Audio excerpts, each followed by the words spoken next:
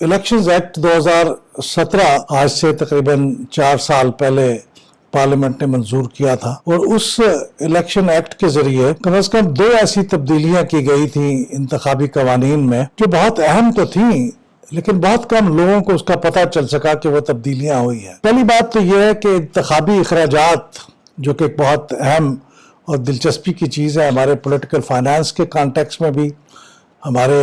इंतखाबी उम्मीदवारों के लिए भी, और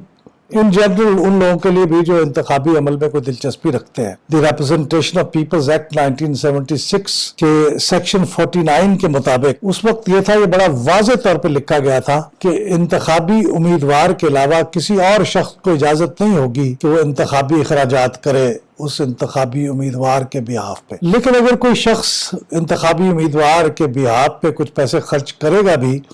खा वो डाक का खर्च हो, खा वो पब्लिसिटी हो, एडवर्टाइजमेंट हो, किसी भी मद में खर्च करे,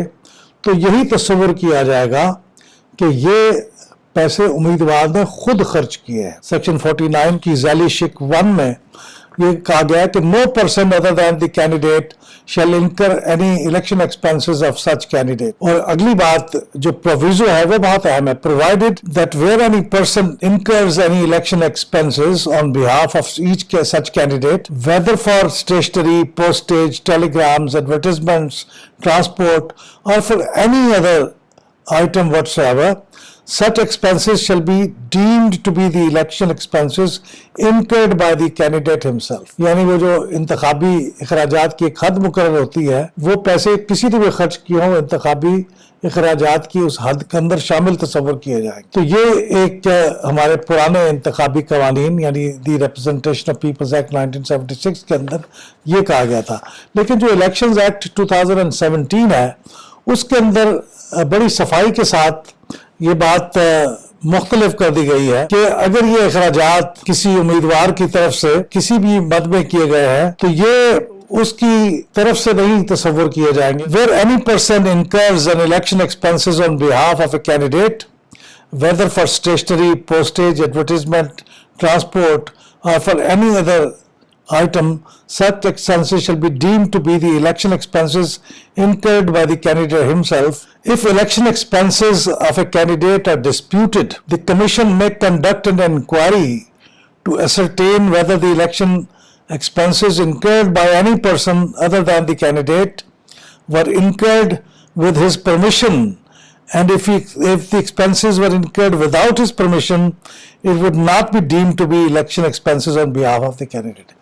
यानी अगर कोई तनाज़ा खड़ा होगा इंतखाबी अखराजात के बारे में तो फिर इलेक्शन कमीशन उसकी तहकीक करेगा, और अगर ये पता चलेगा कि ये इंतखाबी अखराजात किसी और शख्स ने कैंडिडेट की मर्जी के बगैर, उसकी इजाज़त के बगैर ये अखराजात किए हैं, तो फिर ये तस्वर नहीं किया जाएगा कि ये अखराजात कैंडिडेट की तरफ से किए गए हैं। तो अब ज़ाहिर है अगर किसी ने ये फैसला करना है कि वो इंतखाबी अखराजात में जो हद दी हुई है उससे ज़्यादा पैसे खर्च करना चाहता है,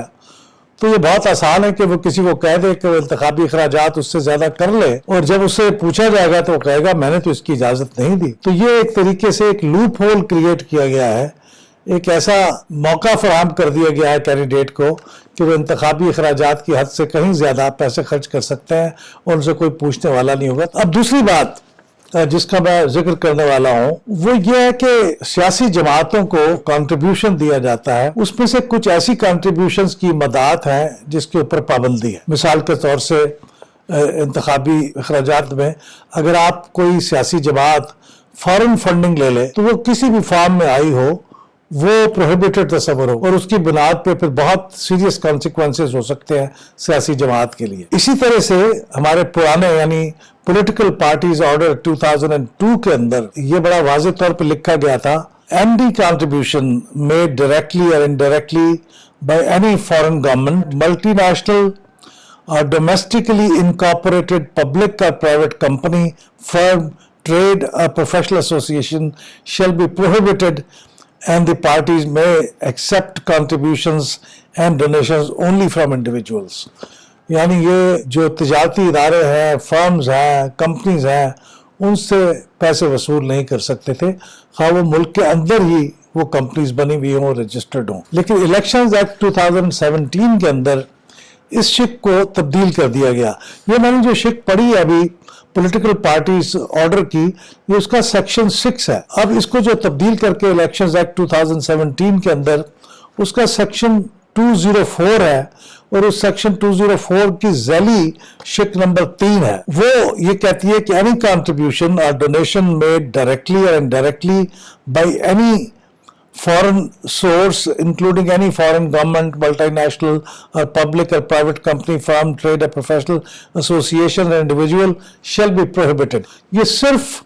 فارن فنڈنگ کے متعلق مختص کر دی گئی ہے. اس میں جن جن چیزوں کا تذکرہ ہے وہ فارن ہے. اب یہ جو ڈومیسٹک انکارپوریٹڈ باڈیز ہیں یا کمپنیز ہیں یا فرمز ہیں, ان کا ذکر اس میں سے omit کر دیا گیا. اس کا مطلب یہ ہوا کہ اب سیاسی جماعتوں کو اس بات کی اجازت ہے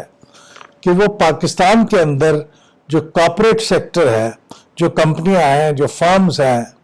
ان سے بھی کنٹریبیوشن ایکسیپٹ کر سکتے ہیں. یہ الگ بات ہے کہ کمپنیز ایکٹ کے اندر کمپنیز کو اس بات کی ممانعت کی گئی ہے کہ وہ سیاسی جماعتوں کو پیسے نہیں دے سکتے, لیکن اب ہمارے انتخابی قوانین میں کم از کم کوئی ممانعت نہیں ہے.